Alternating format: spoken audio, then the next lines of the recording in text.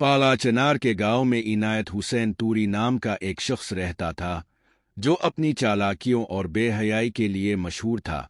लोग इसे एक दलाल के तौर पर जानते थे क्योंकि वो हर सुबह अपने घर के दरवाजे पर खड़ा होकर अपनी ही बहन जरीना की इज्जत का सौदा करता था।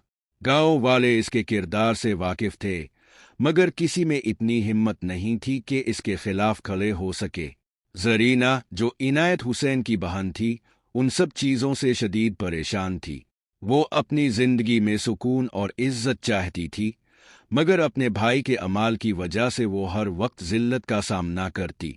हर रोज़ इसके दिल में एक ही सवाल उठता, क्या मेरी जिंदगी में कोई राह नजात है।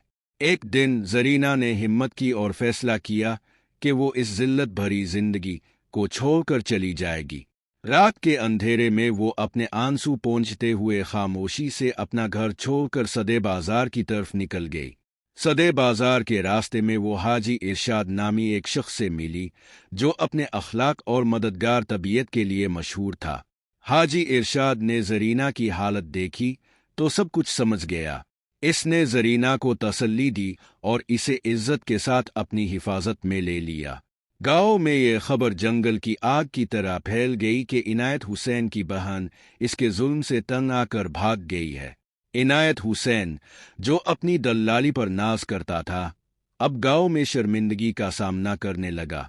लोगों ने इसके किरदार पर खिलकर बातें शुरू कर दे और इसका गुरूर जमीन पर आ गया। जरीना ने सदे में एक नई जिंदगी का आगाज किया, जहां हाजी इरशाद ने इसकी भरपूर मदद की। वो अब सुकून और इज्जत के साथ अपनी जिंदगी बिसर कर रही थी, जबकि इनायत हुसैन अपनी बदमालियों के अंजाम का सामना कर रहा था। ये कहानी इस बात का सबूत है कि जुल्म और बेहयाई का अंजाम हमेशा जिल्लत होता है और हिम्मत करने वाले अपनी राहें खुद बना लेते हैं।